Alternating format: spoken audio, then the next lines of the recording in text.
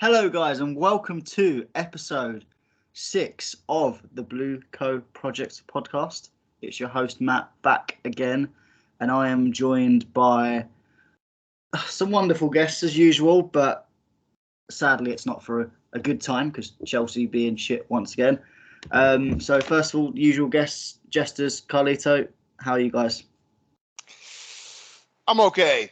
I exercised some demons last night on Mitchy Boy's channel, and after a lot of thoughtful conversation, some contemplative moments last night, this morning, I've just come to the conclusion that we're not there yet. And I know that it's an obvious thing to say, but it's true. We're not there yet, and I always revert back to this when I think about, the peaks and valleys, the ebbs and flows of a club, and not just over one season, but over an arc.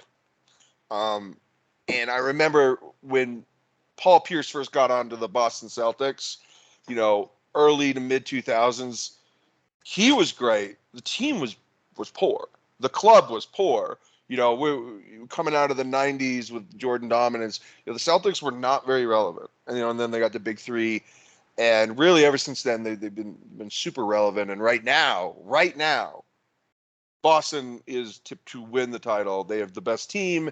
They have the best players. Certainly one of the best players in the league. But that is the peak of a club that's been waiting a while to get their 18th ring, right? And it does ebb and flow. All right, there are going to be good times and there are going to be bad times. And I think that when you look back and you do a deeper dive into the last 20 to 25 years of our club, right, in particular from 2003 on, you have to think to yourself, we spent a lot of money to paper over cracks, and sometimes it was dumb money, sometimes it was irresponsible money, but we did it so we didn't have a lot of valleys. But in that process, it was almost an artificial fan experience because our owner, who had billions, was simply going to say, this club is not going to go into debt. If it's debt, it's my own debt because I'm the one putting money into this, and I'm simply going to ignore conventional wisdom, and I'm just going to buy trophies, and I'm going to buy success every year, which is what we did. It is what we did, and I'm fine with it because I love ownership like that.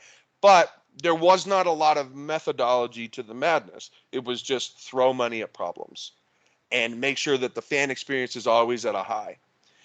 But it is an unrealistic notion to think that now we're going to continue to have that. New ownership, they want to do things differently. They want to have a long-term sustainable model with players coming through young to old, right? And they want to have that life cycle. But the fan experience, they are now really starting to feel what it's like to be a fan of another club. And by another club, I mean any club in England, right? Man City wasn't always good. Man United's been bad since 2012. But now we're in it, and people are freaking the fuck out because they don't know how to handle it. And it's showing. It is definitely showing, Matt. Yes, I mean, it's the same old stuff, but I think it's just football is a game that's always run in cycles. There are times where you have times where Liverpool have been on top. You've had times where Manchester United have been on top, but that hasn't. Neither of them have stayed together forever. Liverpool went 30 years without winning a Premier League. Then you got United, who have not won anything in the last 10 years, whereas Chelsea have had a reasonably good 20, 21, 22 years. Arguably even more if you want to count the late 90s before Roman, where we were still winning trophies. For sure. But Chelsea have also had terrible times. There's been times where this club has nearly not been a club, and I'm not even talking about 18 months, 2 years ago. I'm talking about in the 80s. We've always been a club that's been up and down. We've never been kind of just there. We've either been in the shits or up top, which is why I understand that younger fans who have not experienced the lows, it's going to be a bit foreign to them, this kind of struggle. But I don't understand the more older fan base that seem to be reacting just as bad as the younger fan base, because they should know better and are more experienced to know that these things happen. But I mean, for me, the team's shit. And then what makes it worse is I go onto Twitter and any form of social media, and I just see the same shitty reactionary stuff, which I just think there's a reason we're in this shit, and probably it's because too many of these opinions are spoke about and projected, not just by fans but in the media. Doesn't that necessarily have an impact on the club, but it seems like we go in that direction, and it's just it pisses me off, to be honest. But it is what it is. Also welcome to the channel, Andrew Wintersurfer, first appearance on the new podcast. Andrew, how you been? I am fine, guys. First of all, thank you for the invite. I do appreciate it. Yeah, just going on. I just like the revisionist history at this club. That's all. Somehow, Yeah. We went from treble winners to this state right now. You know, like we weren't. Our recruitment's not been crap since 2015 and stuff like that, and we were just getting rid of players this summer that have been there since 2015. But you're right. Listen, are we going for a tough time? Yeah. That's what all football clubs don't go through. They go through a tough time. Look at Man United right now, going through a tough time. They were dominant, you know. So I'm just sitting there. I'm just waiting to see what happens. Has the ownership done everything 100% right? No, but it's all part of learning themselves, you know.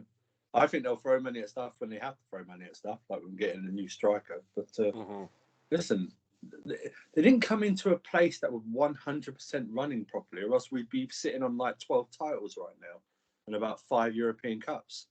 You know what I mean? So yeah, I'm just bored with the same narrative. You know, now it's targeting players like Enzo Fernandez. You know, and it's like, honestly, I'm with you, man. I know I'm part of it as well, but I go into it spaces for about 30 seconds, and then I realise I don't want to be in there anymore. You know, and I just jump out, and then, you know, I don't mind reactions, people shouting and stuff like that. But if it makes sense, then it makes sense. But shouting for shouting needs just doesn't work with me. But you know, we're in this supporting, like you said, I've been supporting Chelsea pre-Roman, so I know what losing to teams like Brentford at home feels like. You know what I mean? So it's all good. But yeah, like again, thanks for having me on the podcast. So. Yeah, and I mean, obviously, we all know the result, 2-0. Typical Chelsea result of playing okay in the first half, reasonably dominant on the ball and most aspects of the game. Don't score the few chances we have.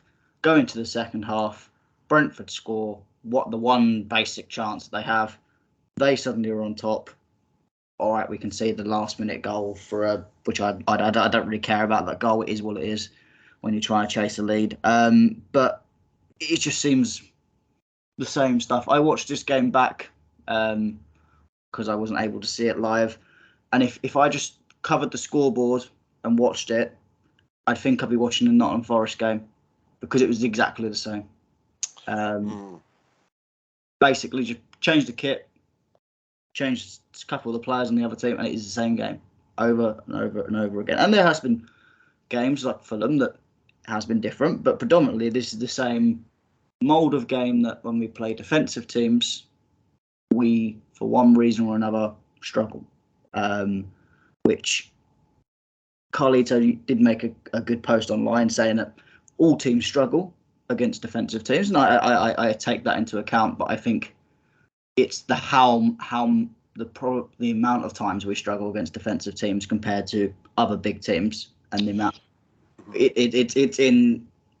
I'd say it's probably, if you actually looked at it, probably at least 40 to 50% of low block defensive games we lose. Whereas I think you probably look at a City, Liverpool, Arsenal type, probably is more down in the 10s, 20s, 30s that they lose, an odd one here and there, but not as much as we do. Obviously, it's probably going to rehash the same old stuff, but what went wrong?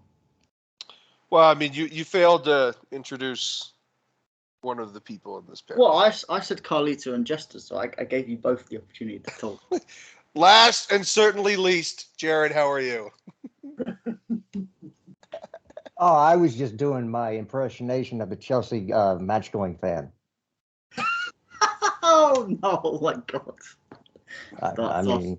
I'm told that they're a huge part of how we play.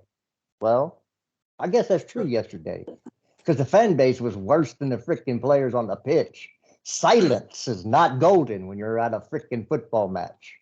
Are you blaming Fatur? No.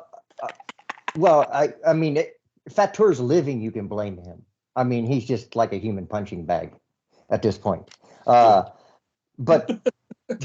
I hear others saying, "Oh, we can't play on Christmas Eve because the match-going fan is so important." Really? I didn't even know there was any fans in the stadium yesterday, except Brentford fans. I don't think there was any Chelsea fans. Maybe after the first 20 minutes. You had that one guy that shushed Jackson shushed. Well, yeah. Let me ask you a question, Andrew. Is because of the place where the Chelsea fans live and the economic, basically city in reality in which they live, is that why they're not as raucous as people from Merseyside? Because Chelsea is posh. Chelsea's a posh neighborhood, and is that why they're not as wild as a Liverpool crowd? My theory is this. My theory is that look at last week's atmosphere against Arsenal. I thought that was very good. Last week's atmosphere against Arsenal. My theory is that in every team they only really allowed for 8 to 10 games per season. So any local rivalries, like local derby, any big games at home, and any European big games, stuff like that, they only get up for that.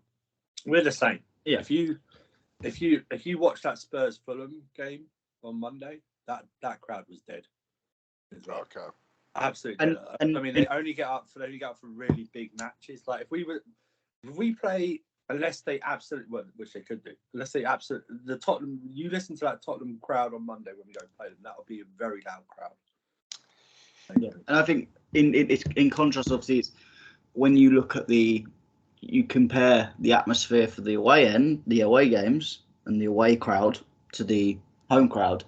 The away crowd, generally, no matter what game you go to, it's always firing. You always hear it. It's constant. If you're getting battered, if you're getting battered 6-0, then it does it either quietens down or you get very angry. But I don't mind. I don't mind anger. If as long as you're loud, I don't give a shit whether it's positive, whether it's angry, happy, whatever.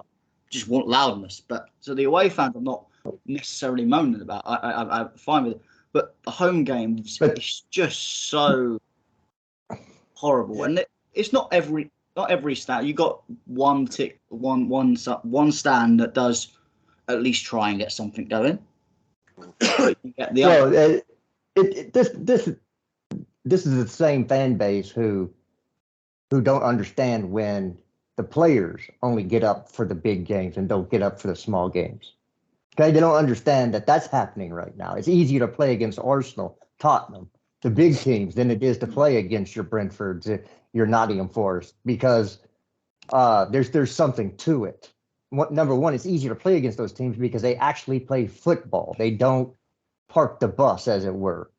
So it's easy to play against those teams. But number two, they're big teams. Those are your rivals any year in the league. So it's easy for the players to get up for those games. It's not winning sides get up for every game the same. They play them at the same, or at a higher intensity. They're not going to play down to the level of their opponents. But that's what we do. We play down to the level of our opponents. And the fan base doesn't help that out. The fans in the stadium were just awful yesterday.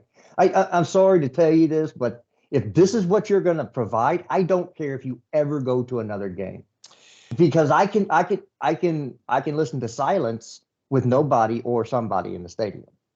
But saying that the players only get up for big. That's arrogance, man. If that's the case with these players, that is arrogance. Because I'm watching Man City warm up right now. I'm watching them warm up. Holy fucking shit, are those players dialed in? Yeah, but that's why they're but so much of that is fear. It's fear-based because they know. Jack Grealish knows. I mean, last year Jack Grealish played a ton. Now he's getting benched for Doku. And like, there's so much appropriate fear in that team because if they give 99% effort, Guardiola will drop them like his third period French. Like, he will drop them in an instant. He won't hesitate. He won't even have to think about it. He'll say, "Oh yeah, you're not playing next game." Like, and that fear of knowing that there's such an expectation there, he doesn't even have to motivate them. They're self-motivated. He might drop them. He might drop them even if they play well. Even if they play well, just to fuck with them, just to psychologically rib them. He will do that. That's why City's going to win the league and we're not. Yeah, I mean, so when I'm hearing that these players, they have to be motivated by the moment to get up for a game, and the opponent needs to be a big opponent, or else they won't waste their time getting up for the game. That's horrible to hear. And you may be right about this, Jared, though. You may be right about this, but I don't like hearing it. I think it's an aspect as well. If your crowd, if your crowd is silent and dead, that translates onto the pitch very easily. If you've got a crowd that is robust, angry, and looks like it's going to tear shit apart, you as a player are going to look and go, I don't want to piss them off. But our fan base is so tepid that they're like, we'll get a boo. We might get an odd fan moan at us, but it doesn't matter. I still got my paycheck. Doesn't matter at all. And it is arrogance, but it is part of the human mind. Human mindset is if we're allowed to be lazy, we will be lazy, and especially the modern day attitude with modern day people. But it is what it is. I don't think the atmosphere at Stamford Bridge is going to change anytime soon. I think that's been a problem for many years. The difference was, at least before, we had a team that didn't really need a crowd to up them in that aspect. But yeah, can't help it at all. But moving on to kind of the game itself, I don't even know what to say. Just shite. For me, I keep seeing everyone having a go at the lineup, having a go at substitutions, having a go at just Jackson is the only reason we're flopping in this, which I just find it's like 10 games and we're just ruling out another striker, go and get another one in January, which will in 6 months be on the same road. We'll go and get someone else because, we do not. For me, I just don't think we supply our strikers well enough. Some of them don't help themselves a little bit with trying to get the ball for themselves. But in these sort of games, we simply don't create enough chances for our strikers to score week in, week out. And we keep making the same mistakes of picking on one specific person or one specific thing. And I don't know, I'm fed up. What are your guys' opinion on kind of the attacking problems at Chelsea against defensive teams? Go ahead, Andrew. Look, or Jared, whatever. Go ahead. Yeah, I have a lot to say on this subject. I think it's okay. Fair enough. It's the narrative around it is BS. We can't break down low blocks. Well, we did break down low block yesterday. We didn't score. And if you break down a low block and somebody's playing, let you have 90%, 98% possession at points in the game, and you do nothing with that, as soon as they turn you over and score, you're going to lose because you've had total dominance and you did not capitalize on that dominance. You see it in every sport, everywhere. The team on top is playing out of their mind and can't score. And as soon as the other team score, it's done. It's over with.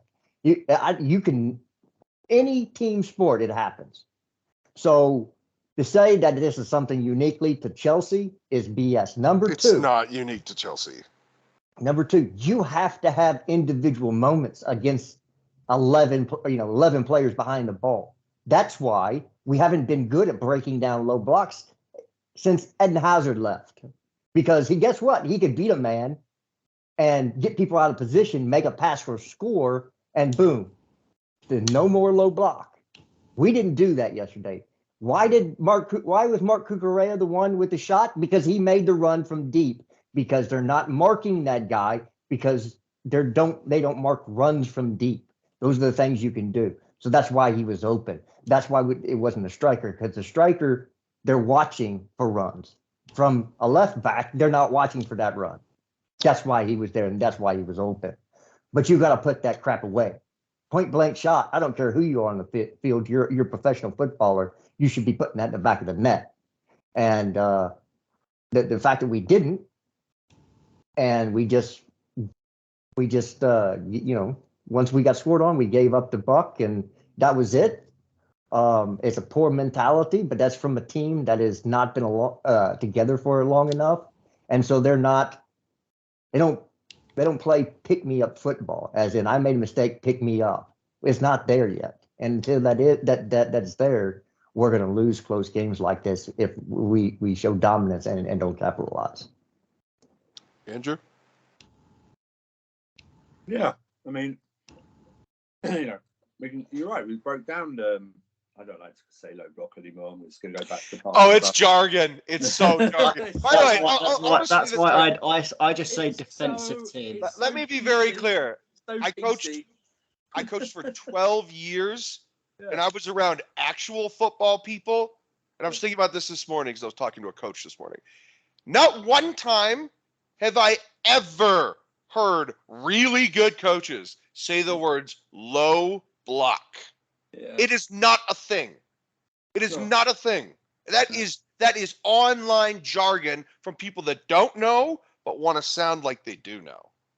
Yes, parking the bus, people. We Chelsea fans know what it is. So we have Mourinho, so we know what it is. And we're parking the buses. Okay, we excelled at parking the bus. So let's be proud of it as well. But you're right. We broke it. We broke it down. My issue is that why am I seeing Mark Cooper? I know I was watching, like, whenever Raheem Sterling had the ball in the first half, he was dribbling. I was noticing like no one else was breaking the nets to get in the box. Like there was no, like, Palmer wasn't doing it, Jackson wasn't doing it, Madueke wasn't doing it.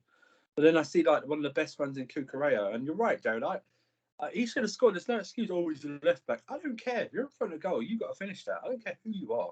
You know what I mean? I don't care if you're even the goalkeeper. You got to finish that. But you're right. We had that Raheem Sterling chance. There's a couple of others.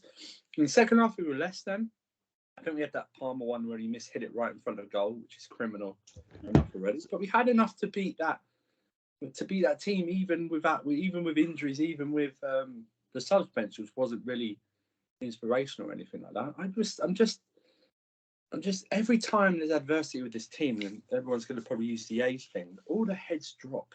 No matter what it is, everything. Like last week when Rice scored that goal to make it 2-1, by the way, people, not like an equaliser. To make it 2-1, we were still winning. The heads drop and panic sets in, and then you can see it. They run out of ideas because you can tell when a team runs out of ideas. They hopelessly cross it into the box to no one. You noticed that, right? There's no one in there. There's no way. Who are you crossing it to? There's no one in there. And can I just say, and I know it's been a thing that's going for years, but our corners, Lord have mercy, our corners, they are pathetic most of the time. There was one in the second half, they tried to play it short, and Palmer and Gallagher ended up kicking the ball off one another or something like that, and Brentford went up nearly scored. But it was just, I think there was a lot of things that stood out yesterday. I mean, I think he chose Disasi and Mourinho right for height reasons or something, and then we get beat on the back post with a header. The irony that was having. I think we can all tell now that why Gallagher's further up the pitch, because he tried to do the Enzo job and it just didn't work yesterday whatsoever. And I think his performance actually affected like Caicedo beside him. I thought Caicedo did okay yesterday. Like you can tell, like Caicedo had in the back of his mind, what is this guy doing beside me? I'm going to limit my game. And then Madueke, I mean, not to even give Madueke an more of an out, but to not even like give him like a right back for support when you got Disasi who has no attacking intent whatsoever. And I just don't understand why he just didn't stick with the same lineup from last week. Give or take, you take Mudryk and Enzo out. You can put like Leslie in there, have Caicedo do a bit more of the Enzo job, and like pick Madueke or whoever, pick Madueke at the left side. Leave Sterling on the right. Sterling's been better on the right this season. I don't understand this. It's just, I think Lewis tweeted out, it's like we took a couple of steps forward and then moonwalked backwards. You know what I mean? So it was like he had it all there. It was starting to turn a bit, not a lot, but getting some good. And I just feel like yesterday was just filled with bozo moments from the starting lineup to the rest. And by the way, that there was no one on that sus bench that was going to do anything yesterday. I mean, to bring David Washington on for like 18 minutes to try and save the game was just, to my mind, that was just another bozo moment. It was like, what do you expect this kid to do in 18 minutes of his first game? The problem is in that situation, it's like kind of there is no one to bring on. But exactly. Then if Poch didn't bring anyone on, you'd have people moaning that he didn't bring any subs on. So I think that's a situation of people were like, "Oh, Poch's substitutions were rubbish." It's like, what if you can tell me what you'd actually do? Yeah, then, I mean, the Arsenal one, I can understand a little bit. Although I do sympathise that he took them players off, and then we made that stupid mistake. Bad timing, and then after that, you can't really do anything about it. If that mistake didn't happen, it wouldn't. I just want to say again, tactics were fine, and we wouldn't be moaning about it. So I think the management thought there's no one on the bench, so you just can't. want to say again, Cole Palmer was very good yesterday again. Very good yesterday again. I mean, he's tailed off with the rest of the team in the second half for a bit, but you can see. I mean, the way, I don't know if anyone noticed, did you see the way he was telling Jackson what to do in the first half? Yeah. He said, you got to run here. Like frustratingly so, yeah, right? Exactly. Yeah. Why is he telling you, a striker, what to do? Do you know what I mean? It's just do that. But he's the truth, man. Palmer's the truth. Yeah, I think that whether it's attacking mid or wing, I mean, I mean, even if he's playing wing, he drifts inside. Like, I don't care. Just play him on the field. Yeah. If Nkunku's playing a wing, then put him at attacking mid. If Nkunku's playing attacking mid, play him at wing. He's an indispensable player. And you could just tell that he spent the last 10 years playing with really good players and getting really good tutelage and pedigree, right? I mean, you could just tell he's been instructed to do so many things that have all improved him. So he it's instinctual at this point. I don't even think he thinks about it. He's just a naturally intelligent player, and that's because he put in a lot of hard work in a probably very stressful environment. But my thing yesterday, I mean, and I'm looking at the stats, almost 70% possession, 17 shot attempts, 10 corner kicks. Enough with the over elaborate corner kicks. If you don't get the ball close to the 6, then it's a wasted opportunity. Just get a fucking good ball in and try to hit ahead. Don't overthink it. The other thing is that, like, I saw this is where fans get in their own head. I saw CFC Daily tweet this just a little bit ago, and this notion was also floated yesterday. Why don't we give the ball to the other team to bring them out of their shell? That is a ridiculous notion. That is absurd. Like they know if we just give them the ball, they'll just sit around with it. They're not going to bother. Yeah, they didn't do anything. They were given instructions to sit back. Look at this and go, it's Chelsea away. If we get a draw, we don't care. They'll sit with the 0-0 and just be like, it's as if they think, as if the fans think that we're gonna pull one over on Brentford and say, hey, we're gonna give you this ball. This is bait. It's ridiculous. That's a ridiculous concept. You can do that against the bigger teams because the bigger teams have that arrogance to then go, yeah, I'm going to attack you. But you can't. It's like, you just gave me the ball. Okay, well, I'm going to fuck you up for that. I would love just once Poch to just do that and then watch the meltdown from these same people that said that, because it would just be brilliant. I mean, the CFC Daily is a prime example of someone that just comes out with these ridiculous reactionary takes that it hurts. And I mean, these guys are conspiracy. It's conspiracy theorists. I mean, it's just 8chan, but for fucking sports. Okay, these guys are conspiracy theorists, and like I won't tolerate stuff like that. I mean, like, look, I get it. Some people are popular and they've earned their following. That doesn't mean that they're smart. That does not mean that they're people that deserve to be listened to just because they are listened to. It's quite ridiculous. But at the end of the day, look, we created plenty of chances. It's about finishing. Like Marco Correa, you have to finish that. But another thing that I want to talk about, and this is something that some people did not like hearing yesterday on a particular stream, and that is Madueke, who was a good player and who was good last season, just not really showing any balls, really just not trying to attack, just cutting inside or bringing the ball back, not going at your defender. And I think that type of attitude is a safe attitude. And I'm not trying to pick out one particular player, but this one was pretty obvious that he just wasn't beating his man. And it's like, okay, well, then you shouldn't be starting. If you're not going to try and beat your man, you shouldn't be starting. Because I know that if Mudryk got the ball, he would try to beat his man. Now, Mudryk did not have a good start to his Chelsea career. Madueke did have a good start to his Chelsea career. That's why Madueke was praised and Mudryk was slated for large portions of last season and the first part of this season. But that narrative is flipped, and now it's Mudryk who's putting in more consistently good performances, and it's Madueke who, for probably a couple of different reasons, including that the manager, I don't think, likes Madueke, and he knows it. Like he has not had a good season. He has been very erratic at best, and just yesterday, I mean, it just showed that he's kind of in a shell, and he was not trying to beat people, and that is not what we need right now. We need assertive attackers that want to make life difficult for defenders. And so that's one that really stood out. Another one, look, it's Conor Gallagher. All right. I heard, whenever I do my lineups, I never include him because I don't think he's a particularly good player. And you have these guys saying, oh my God, he's been our best center mid. And I'm like, no. He's played the best that he is capable of playing. That does not mean that he is the best center mid.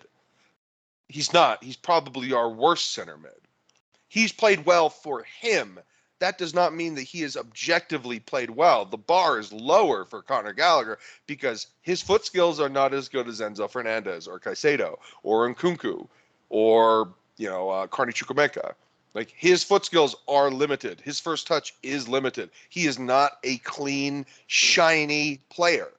So the bar is lower for him. So when he actually plays decent, everyone's like, oh my God, Conor Gallagher. It's like, no, there was a regression to the mean yesterday. And it was as soon as he was asked to play a different role other than just, the attacker that's not really marked very often. Like, once he was actually asked to be in the trenches again and be a fucking center mid, you could see that he doesn't have it. And a lot of the Conor Gallagher heads yesterday were pretty quiet. And because he was asked to actually do a more difficult job, and he wasn't capable of doing it because he doesn't have that skill set, because he's not good enough. And I think it's as soon as Nkunku's back, as soon as Carney is able to play more, like, Connor's not going to play. Or they're certainly not going to play a lot. And the Gallagher heads are going to be all up in arms. They're going to blame Poach, and they're going to be more aggressive about the Poach hate because he's fucking with their guy. But the reality is this: he's not good enough. And it showed yesterday because he was asked to do more than a very simplistic role. Yeah. Since you're talking about players, can you please give me your grade on Matsson's cameo at left back? 0. So he's not physical enough to play left back in the Premier League. Yeah, it's almost like height matters, physicality matters. You have to be this tall to ride. Yeah, he's too small. And people are like, oh, that's an unsophisticated take. Yeah, sometimes sports is simple. If you're too small, you can't play defender. That's why Tariq Lamptey is not working out. Okay, it's why. What is it? Martinez for Man United? Yeah, Yeah. he gets beat on headers all the time. It's because he's physically limited. He's vertically challenged. And oh my God, Maatsen! I mean, that second goal, he just got absolutely master blasted into outer space. You could just showed that he is too small. And I heard a lot of people not saying a whole lot yesterday about Maatsen once they realized that I've been right the entire fucking time about this player. So back to Gallagher. Yes, please. I think it showed yesterday when you just ask him to just press. He's very good at it. But if you if you add any more instructions to him, he can't do it. He simply it doesn't download. There's a load of buffering, you know what I mean, or there's like try again later sort of thing with him. And it showed yesterday. I mean, this crazy hate that Enzo has formed in his fan base is absolutely insane for me. And they keep trying to compare him to Jude Bellingham. So basically, you're misprofiling a player to begin with. He's never They're been completely different. They're completely different. It's, I want for 125 million. I want Jude Bellingham out. But okay, well, we didn't buy Jude Bellingham. We bought a player who plays further back than Jude Bellingham. So it's all good. I mean, I don't hear like people. Andrew, do they not realize Jude Bellingham is an attacker? But yeah, that's what I mean. And I'm also saying like. And I'm not comparing him because he's nowhere near the levels yet. But are you asking for output from Toni Kroos and Modric? I'm just asking right now. That's all. No one seems to ask for output for them or like Frankie de Jong's so good. Okay, what's his output? Because I don't believe Frankie de Jong's output is very high at this moment in time because he's not that player. You know what I mean? So, but it showed yesterday. Gallagher further up the pitch works because he's pressing. That's why we call him Galladog because he presses like one. He's like a dog with a bone. He doesn't give up. You ask him to do something yesterday, and it shows his flaws. It shows him that he can't do that. And you might say people might say it's a cop out, but I truly believe Caicedo in the back of his mind yesterday had thoughts about what this guy was doing.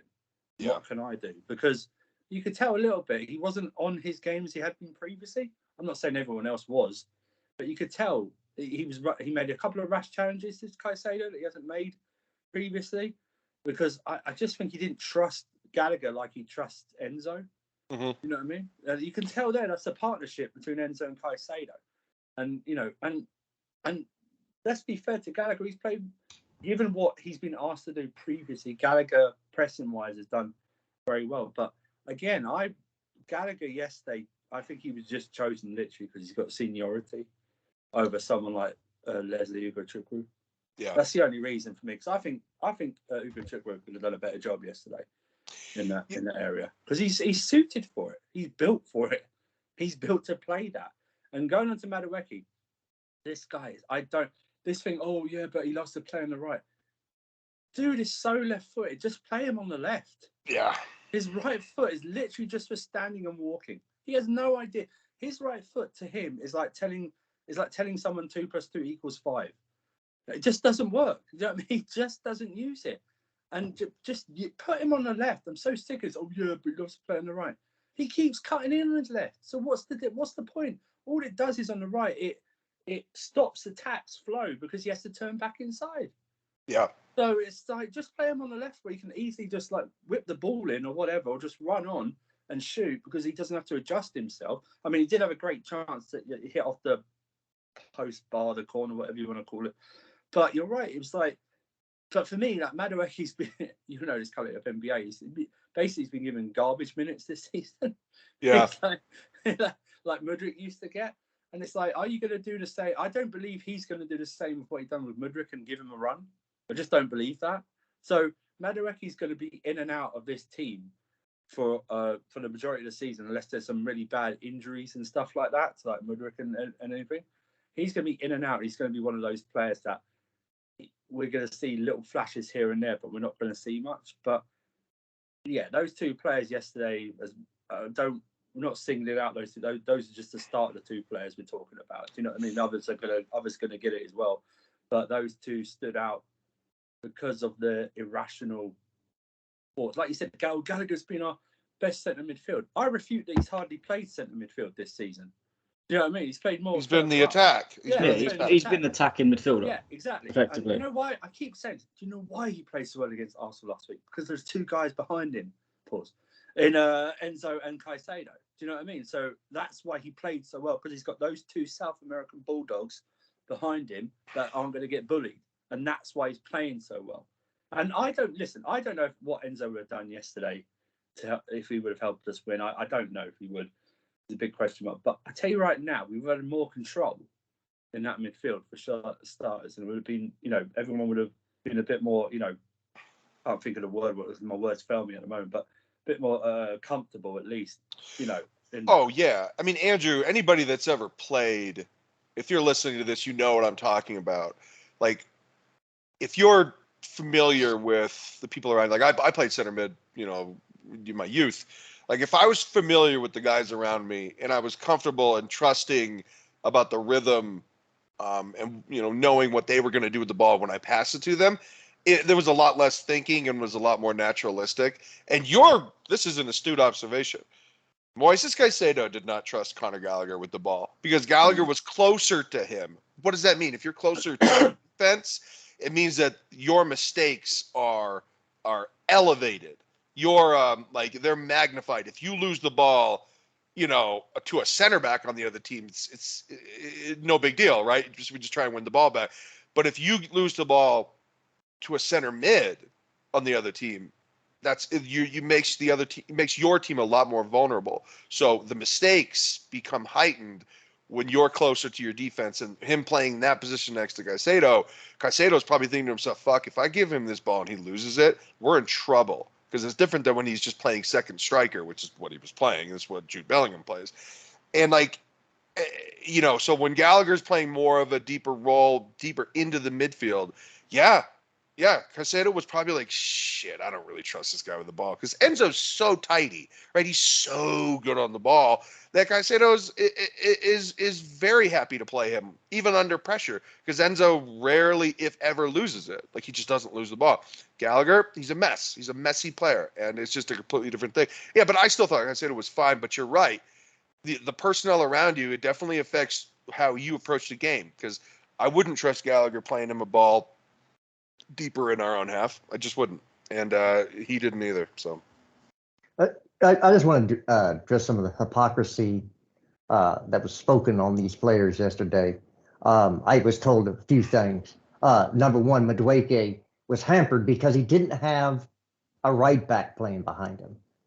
But when Caldwell played left back, nobody said crap about the left winger not having a good game. When Caldwell was the left back. So apparently, certain players can play full back and be horrible and hurt the performance of the winger on the side, and others, they can't. We'll just leave that the way it is. I also heard, oh, well, he had to beat two players yesterday. Really? I remember I used to say this week in, week out a few years ago about a certain American. Well, he's had to beat two players. Well, he should be good enough to beat two players, is what I was told. Or quit giving the ball away. So how come it is now that these players don't have to beat two players? If they have two players on them, it's okay if they're crap. But we had players in the past that didn't get away with it. And we had players in the past that could deal with two players and get past them. Eden Hazard, because that's everybody's favorite Chelsea player, at least for the younger people in the fan base. Don't include me in that, buddy. Well, I said the younger people. I know he's not your favorite, but for the vast majority of the YouTube generation, he is. So I didn't make that up, but. Yeah, but you're asking consistency of inconsistent people, and I don't even bother, and that makes me come across as arrogant to this fan base, but maybe I am. I just don't expect a lot from these people, especially with their opinions that are not earned. Madueke yesterday didn't try and take on anyone. He just cut. He just didn't do it. He just didn't try to beat anybody. The only time he actually went past someone was that chance to hit the bar. That's the only time he actually. Because that was an inside cut. Yeah, exactly. He went on the outside, which is strange because he was doing it a lot at the back end of last season. And whether you are like, oh, well, Poch doesn't fancy him or something like that in terms of picking him, it's like, well, okay, well then when you're given a chance, try and assert yourself. Do you know what I mean? Try and make yourself stand out, because you don't know when you're going to get another chance. You know, make the manager go, do you know what? He came in, it was a difficult situation. He's not had a lot of football, but do you know what? He really impressed me. I'm going to run with this guy for the next two or three games, like I did with Mudryk. Let's see what he can do. But the second half, and I know like most of the team went away, but that's where people use the age. Oh well, he's too young. He didn't do anything. It's like, guys, players are starting at 16 now, not like 21 like they were like 10 years ago. Do you know what I mean? They're starting at 16. They're having shorter careers. They're finishing by 30 because they're starting at 15, 16. Yeah, grow some balls, grow a spine or whatever. Take the chance, because with these big clubs, you never know when you're going to get it. When you're playing for the likes of Bournemouth, you can have 30 stinky games and still get in the team. You know what I mean? So it's like, take the chance. Show why you're different from a Mudryk, a Sterling, whoever, Palmer. Why? How come Palmer's been able to come into this team and literally be the first name on the team sheet in attack and assert himself? But you've been here, and they're gonna go, yeah, well, he's had injuries and stuff like that. Well, so what? Take the chance and do something, because you've literally been given garbage minutes and you haven't done anything. Mudryk was given garbage minutes at the start of the season. Look what he's done. You know, he's not been the best, but you can see definite improvements in his all-round game. Just get out. I don't know why we have to coddle so many people because of their age. I'm so sick of this age excuse. You know, like look at Saka and Martinelli. They were bought with it. They started playing when they were in their teens. They were consistently played. That does help. But they were given, you know, they stood out. They took the challenge on. That's what I want. I want Poch to start challenging people more. Andrew, I watched Barcelona the other day. Yeah. Every week they have a new 17-year-old center mid. Every single week. They got Yamal starting right wing over who's the Raf? Over Rafinha. Like, Yamal's 16 and he is starting every game that he possibly can. And it's like, yeah, like the age thing is ridiculous, because you're right. They are starting early and they're ending early. Like a lot of these guys will retire. Like Gavi will run himself into the ground by 30. Like he won't even be able to walk. But like, yeah, the age thing, it's ridiculous, and it's a cop out, and it's selective prosecution. Like these guys, they pick and choose when they want to use that excuse, and it's basically because they pick and choose it based on players that they like, and there's no consistency there. And it should be looked at more, how many games have they actually played? Because you have a 21-year-old that's played 20 games. Obviously, that's an unexperienced player, and you expect them to develop because they're earlier in the development. Boy. But you have someone like, Jude Bellingham. He's how old? 19, 20? 20. And he's played well over 200, 300 games probably in professional football. He's had 4 years of playing full-time men's football. So he is much more experienced for his age. So I think that's where you've got to look at it. And there are some players in this team that have played a lot of games. Axel Disasi has played a lot of games for his age. Robert Sanchez has played a lot of games for his age. Even the likes of Conor Gallagher have played quite a lot of games for being a young player. So I don't want to give these excuses that you say, Andre Santos, Angelo Gabriel, they haven't played a lot of professional games at a high level. So you can use that and go, okay, they are more inexperienced. But people just want to use age as a number because apparently Ian Young is inexperienced. Well, Sterling sometimes looks like the most inexperienced player out there, and he's one of the oldest. Matt, let me tell you guys something. Kendry Paez, right? We're going to get him in 2025, right? Oof. I have no doubt, right, the way he's playing, because remember, he's playing for the full international team now as well. He's 16, right? Big boy football. By the time we get him, he's probably going to have over 100 games under his belt, and he's only going to be 18, right? So this is what I'm talking about. Try telling Kendry Paez, oh, it's okay, don't try and challenge Kendry Paez. Are you insane? Look what he's doing. I mean, the other day he came on for 10 minutes and scored a worldie. Do you know what I mean? It's like, you can't tell.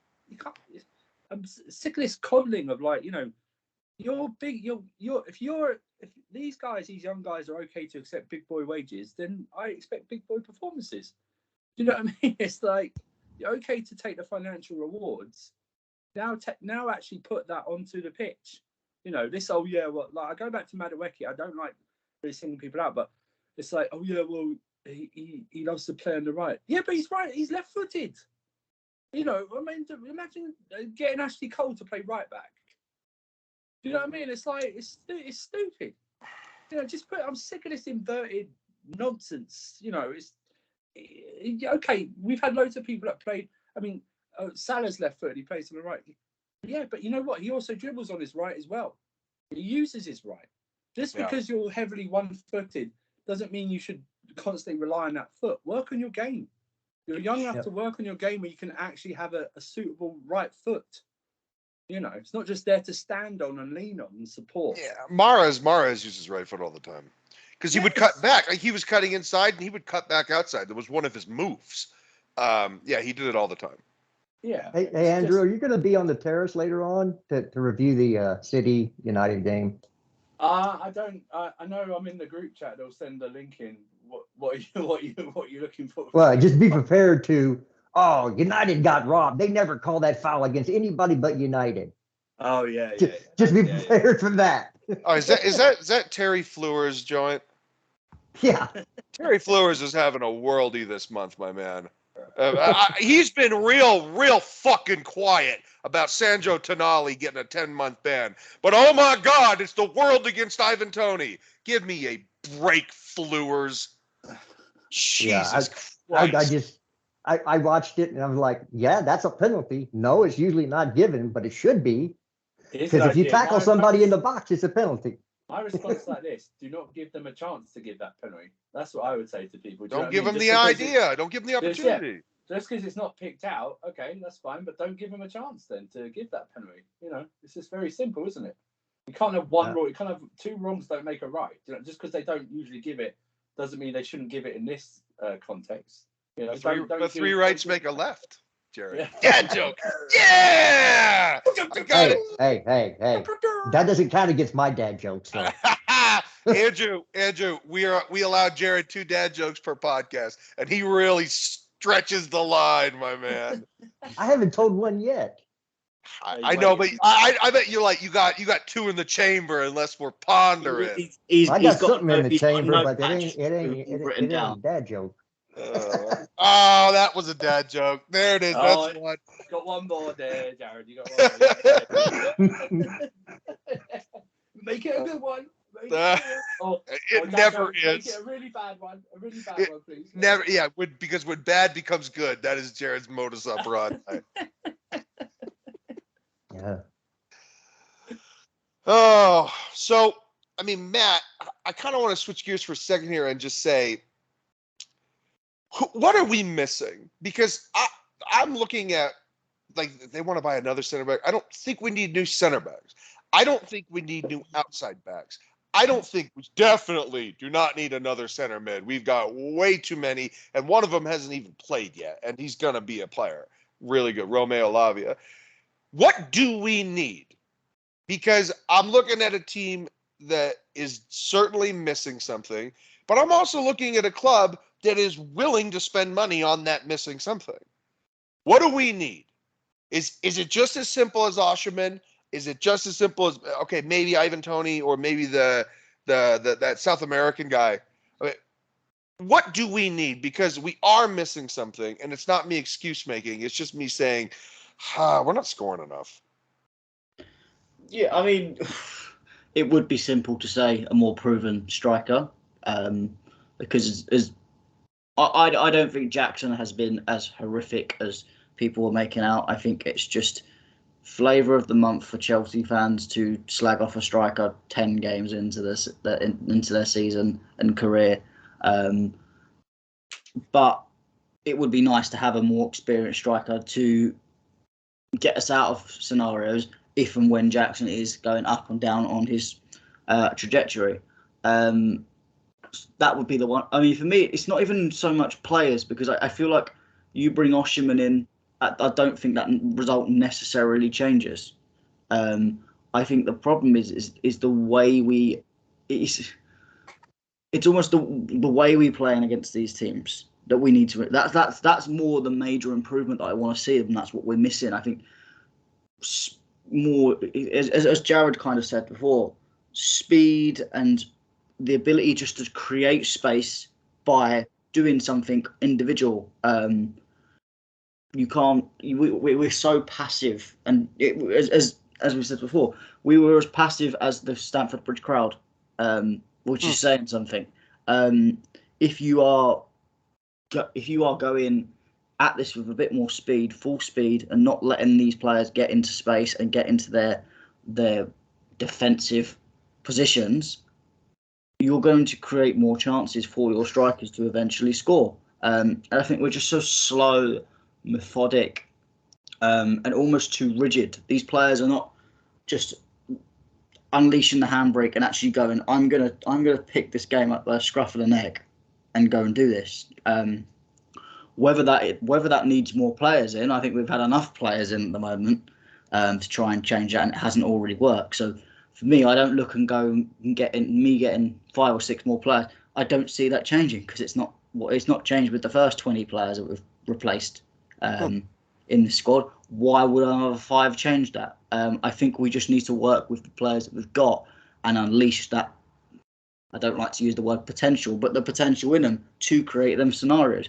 The Mudryks, Madueke obviously wasn't showing it yesterday, but he has shown it before in games. Sterling shows it every now and then, but needs to show it more. It's the consistency and the way to break down these teams in a more efficient way than we do. It's so inefficient, and we may score the odd goal early and then we're okay, but as soon as we go 40, 45 minutes without scoring, the panic sets in. We make stupid mistakes, we lose concentration, and that's why we lose these games. So we need to be a lot more. We just need to change the way that we approach these games, and that doesn't necessarily need to be a lot of tactical changes. These players just need to grab the game by the scruff of the neck, and then maybe adding Osherman in would help. Well, it's not like we're just going to get a striker in January. We are getting a certain Christopher Nkunku.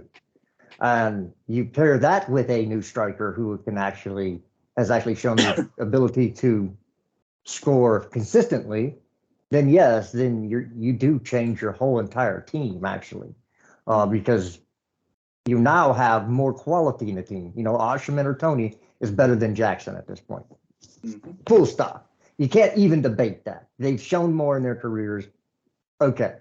Nkunku is a better player than Conor Gallagher. There's 2 upgraded positions right there. And now you put that with the class of a Cole Palmer, either playing as a cam or on the right-hand side. And I think Mudryk is going to just continue to grow. The dude has all the tools. He just has to put it all together. And whatever that looks like, it looks like. But then you can start to see, okay, now we have the quality of player to where we're not losing a game based on the deficiencies of the talent on the field. And right now we can't say that because we have deficiencies in areas. And I think those 2, the one coming back in Nkunku and the one signing of Osherman or Tony, and I think it's going to be Osherman is going to be,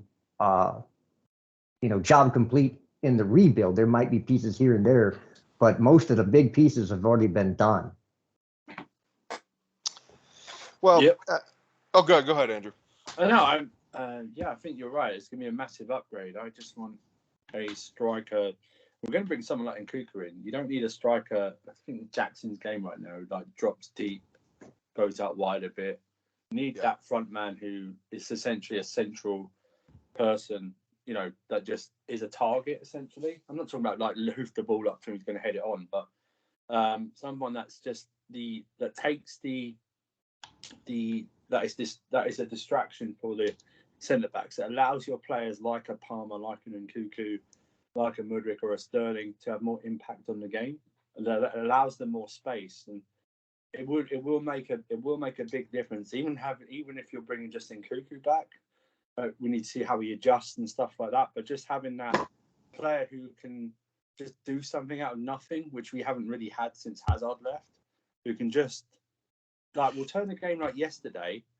from a defeat to a potential draw or a win, that can just has the brain that's better than everyone else on that pitch, who doesn't see it coming, who will score a banger from 20 yards or have that chip through ball that no one saw coming and someone scores. My issue with Jackson isn't really Jackson, it's the fact that we're asking to lead this front line. Jackson this season or the next couple of seasons should be the impact striker that comes on like with 20 minutes left or 15, 20 minutes left to do something. Asking to lead the line right now it's just not helpful to him. And you can tell he just is like a deer in the headlights.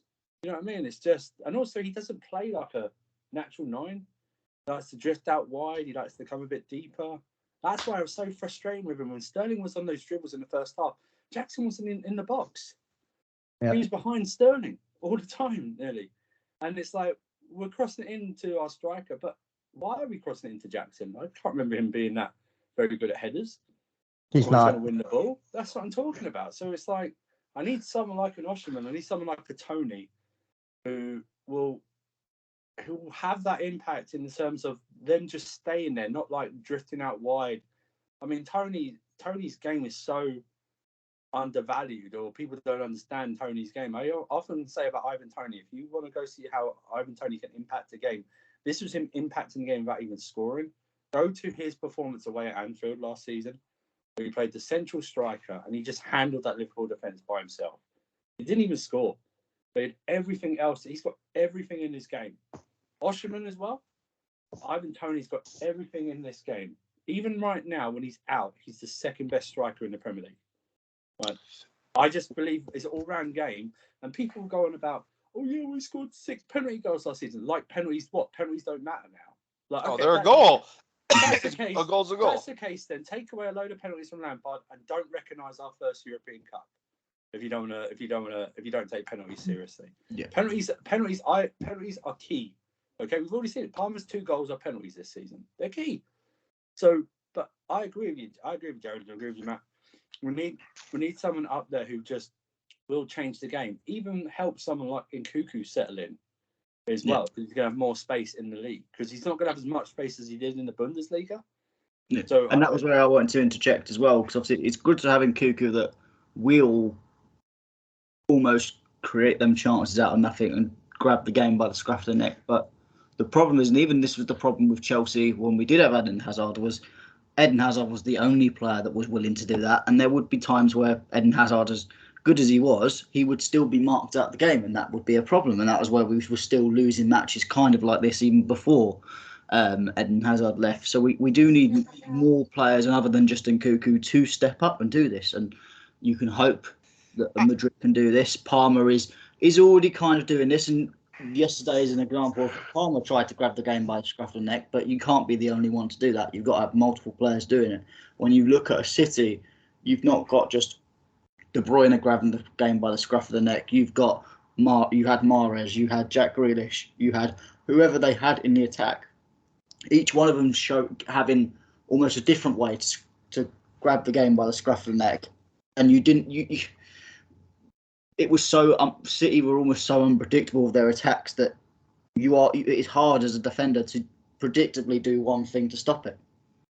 So I gotta push back on that, Matt. I mean, people like this is a common theme, is that people say, "Oh, Chelsea let Hazard down. They didn't surround him with anybody." That is ridiculous. Fabregas, Willian, Juan Mata, Oscar, Diego Costa didn't surround him with anybody. Those were all really good players. Willian was an unbelievable player.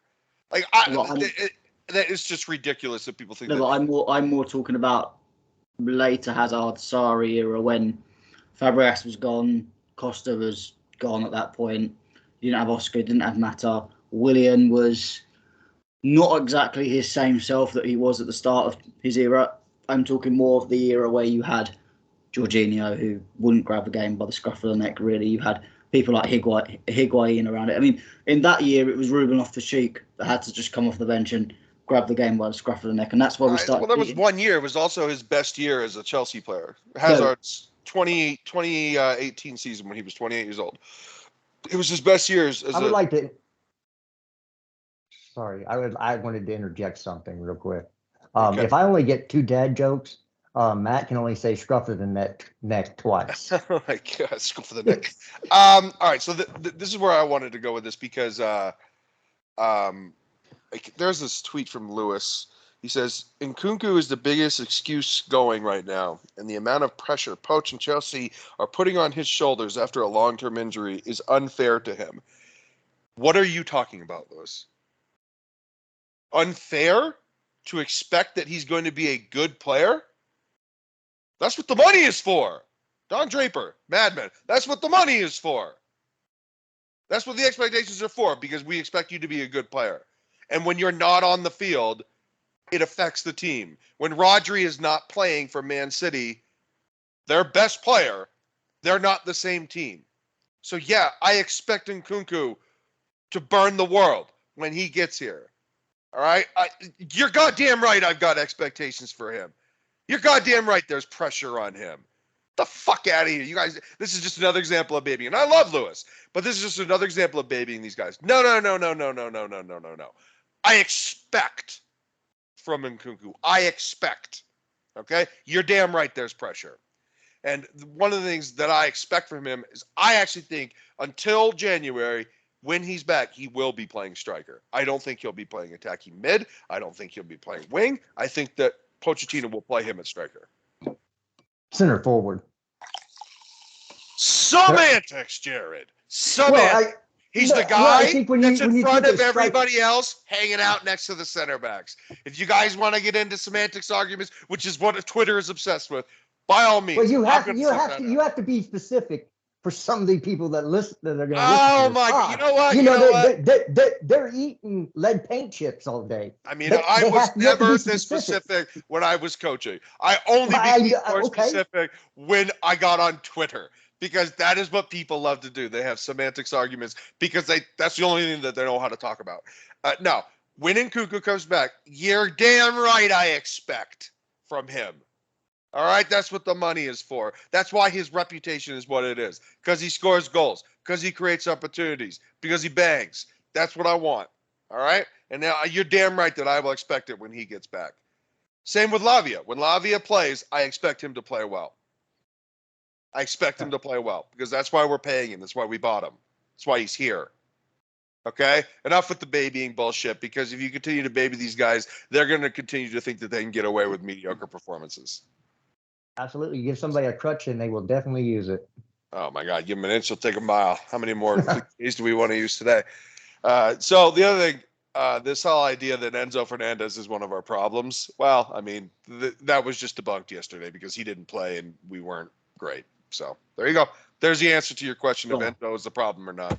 Yeah, I mean, people who have been slagging off Enzo, if these people were around football, because I guarantee these people weren't around or just weren't, didn't have a voice. People like Xavi, Iniesta, Zidane wouldn't be these world-class players. They'd be these criticised players that are not good enough because they don't get G&A. Rubbish. Yeah. Zidane scored like barely, I don't know, maybe 3 or 4 goals a season in all competitions. Zidane's the best player I've ever seen in my life, ever. And he barely scored. But he was a setup man. Okay, he was a facilitator. He was the straw that stirs the drink. He didn't score. He created goals. And he drew people out. He was almost like a distraction.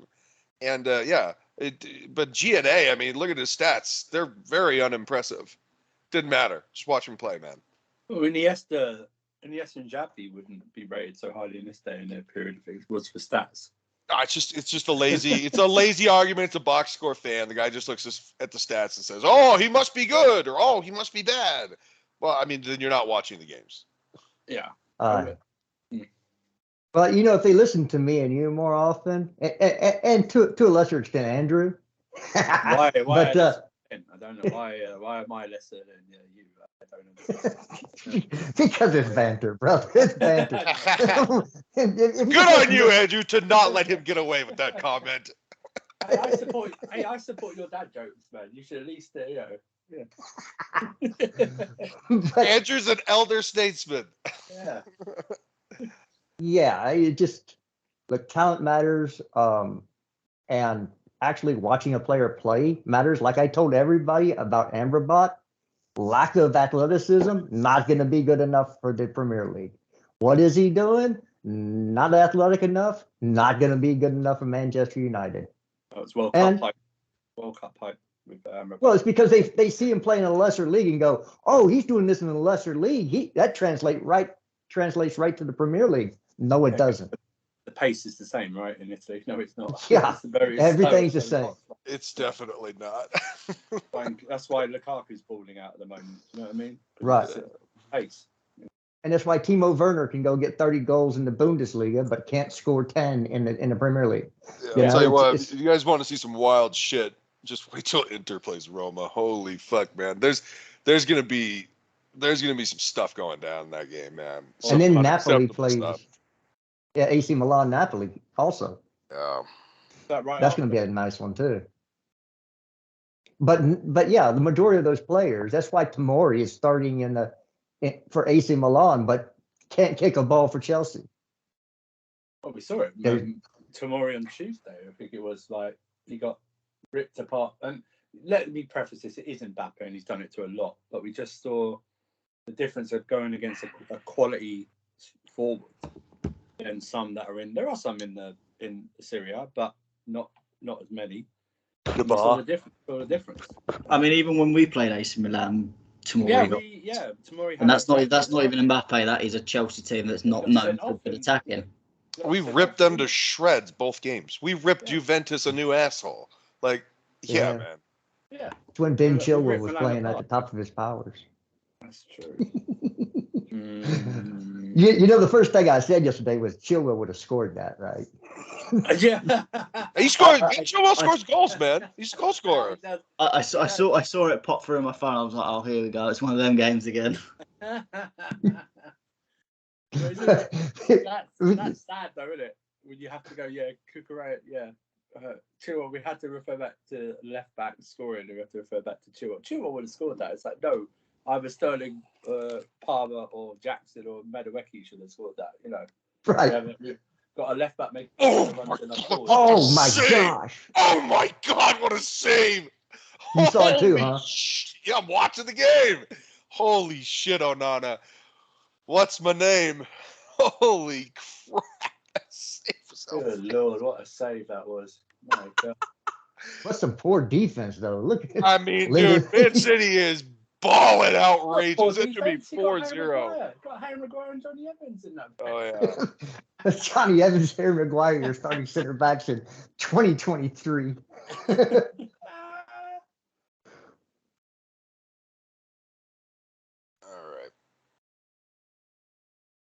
Yeah, well, it is what it is. United are just shit anyway. So at least with us, we are shit at the moment at times, but we're still not as bad as United. United are a complete mess. The problem is they're ahead of us. That's the but for now, they won't be ahead of us. But that's what I'm saying. Before yesterday's game, we played so well, and we went further behind them. we were like a point behind them, but then we were like 3 points behind them. I think we're like 9 points off fourth, though. Yeah, we're 9 points exactly. So as bad as we've been. Yeah, which just shows really. I don't know what it shows really, but the league's the league. You can go from 3 wins to being great and 3 losses to being the worst. So yeah, that's why everyone takes points off each other. It's no one team that just goes clear, apart from Man City every now and then. Well, Man City's winning, and they're in third on 24 points. Yeah. So understand that that's why I have not changed. Third and the Carabao Cup is what I expect this year, or third in the FA Cup. But I've always said fifth in the cup. Guys, don't put too much pressure on them; they'll fold. I just think we should go really hard in the cups, no matter where we finish in the league. I just think we should go hard in the cups and try and win them. So I want to try and get a winning mentality into this squad. Like they've a taste of winning things. They want that taste again. That's Yeah. all. That's all We don't want to be like United and don't know what. Yeah. Make it mean something. Do you know what I mean? You have to obviously make it mean something. You can't go like, oh yeah, well we won the League Cup and an FA Cup one season, but we did nothing the next season. Do you know what I mean? Exactly. Like even when United won the League Cup, you looked at their faces. They didn't know what to do with themselves. They were like, "Is this what's winning? What is this trophy?" Well, It's like if Tottenham were to ever actually win a trophy, I don't think these players would know what to do with it. The fans wouldn't know what to do with it, let alone the players. You know what I mean? Well, all I have to say is that pressure creates diamonds from cold. So more pressure, the better. I would say, Jared, I want to see who's the phony tough and who's the crazy brave. Do you know what I mean? That's what I want to see, because that would tell me a lot about this squad. That's why I go back to what I said like yesterday. I was waiting to see what the reaction was from the Arsenal game, whether they were big time Charlies or whether they were, they actually had it now. They were going to be up for every game, and but first half they were okay, but second half they just went to shit, didn't they? Essentially, Big time Charlie. Yeah, it's what Alex. There's a documentary on Alex Ferguson when in the treble side in '99, and he's in the dressing room, and he's talking about the Liverpool game that's coming up, and I think he's talking to a few players, and he goes, "Let's beat these big time Charlies," because at the time Liverpool weren't that very good. They always got up to the big games like that against United and something like that, and they went, "Let's punish these big time Charlies." That's what you know where he got that from? Where? There was a Texas congressman named Charlie Wilson, and they called him Good Time Charlie because he used to always bang hookers and do cocaine and then also vote. So he got that from Charlie Wilson. Good time Charlie. All right, so we want to do some final thoughts, Matthew. Yeah, I mean, for me, just let's go into these next big games. We'll probably go and win them. Not gonna lie. Obviously you got Blackburn, which if we do lose that, then we are in a bit more serious trouble. But let's just get this big run over and done with, and see how we can deal with the low blocks in December. Well, not low blocks, defensive teams in December. I was close. How we get this defensive team? Matty Jargon. There he is. I just think I cannot wait to see us lose 1-0 against Everton in December. It's gonna be the script. It'll be 0-0, and then Everton will bring in some young striker that's never played a game for Everton, and he'll score his first goal. Interesting. Typical, because we're just. But J-Rod. I don't know. I'll look into the Everton youth and see what striker can they put on against us. But hopefully, Nkunku does change it. Fingers crossed. But these players, they need to step up because ultimately they're the problem. We haven't mentioned much about Poch, but there is nothing that needs to be said about Poch because Poch is doing the best he can. But sometimes when you're on the pitch, these players have got to do the job, and unfortunately, they're not doing it enough of the time. Agreed. Any other thoughts from you guys? Final thoughts? Yeah, there's no reason to sack the manager. Anybody who's saying it's Poch out, you might need to have at least give me an idea of who you would bring back in. And of course, that manager has to be available to be purchased. Don't tell me, we need to bring in Diego Simeone. Not available, dude. Right. The fans would love his football. That's a name. They don't know what he actually plays. It's atrocious football. Do you know how much he gets paid as well? $42 million. He's the highest paid. I think he's the highest paid coach, right? In the world by a large margin. He's paid more than Pep. Yeah. This guy. So I wonder what his buyout clause would be. His buyout clause would probably be even more than that. You know what I mean? I know he's in the last year of his contract, but I bet it'd be even more. And everyone going about they didn't like. Sorry, Jared, for interrupting. Anyway, you're right. It's football. You know what I mean? It's not the. I know he's played a bit more expansive the last year or so, but I've watched him in Champions League. They stink. Yeah. I don't like his football. Yeah, but again, you can't just. It's the coach's fault. He doesn't know what he's doing. He's from Tottenham and blah blah blah. Well, you know what? I'm sorry. There's not a coach in the world that is going to get any more out of these players, a certain amount of these players than Poch is. They're just not good enough. And until you change that, and you have, Man City is a big. You can look at Man City, and yes, they're still dominant and good, but they're not as good as they were when you still had Mahrez there, when you still had all those, the team that went Centurion. They're not as good. Yes, they're still dominant, but they're not as good. They're not on the same level because quality on the pitch matters more than anything else. You could have a crap coach and you can still have high quality players that do things. Vice versa, you could have a great coach and terrible talent, and he can only do so much with them because there's nothing there to coach. They're just not good enough. And that's until we get past the point and we stop hyping these players up until they actually do something. Just for the simple fact that I saw him play a League Two side and he scored a hat trick. Well, who cares? A League Two side. Come on, we don't play in League Two. Until you get better, higher quality players, you're gonna have to deal with what you got. Andrew, final thoughts? Well, we need to beat Blackburn on Wednesday, I think it is, or Tuesday, whatever it is, and then get one of the lower league teams that are in the other fixtures. There's about 2 or 3, so I want the easiest run possible to Wembley. I'm not this romantic person that needs to say we need to play the biggest teams. I couldn't give a hell who we play. So hopefully we do that, and then on to Spurs.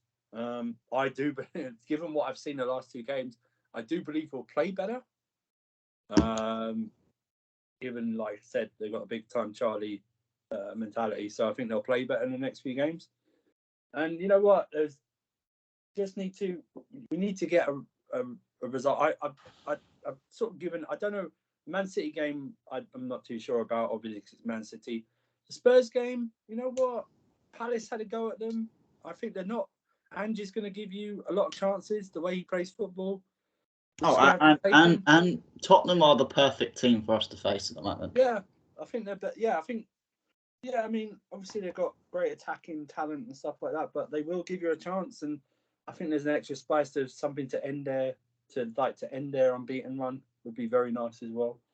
But yeah, we just got to go into the next few games and see what happens. I think I saw him this week say something about maybe Nkunku might be ready or might see him after the international break, so he could come into the Christmas fixtures. But just get through against Blackburn first, and then we'll see who we get in the draw in the quarterfinals. But we just need to get some points on the board, especially. So good times. My final thoughts are Nkunku striker until January. I have 4 names for strikers that I'd like us to look at. I think any of them would be an upgrade on what we currently have. First one, obviously, Osimhen, Ivan Toney. I have 2 more names. One is Ollie Watkins, and the other is Dominic Calvert-Lewin. I would like to look at all 4 of those players. Well, You can get 2 of those out. Great signing for our hospital department.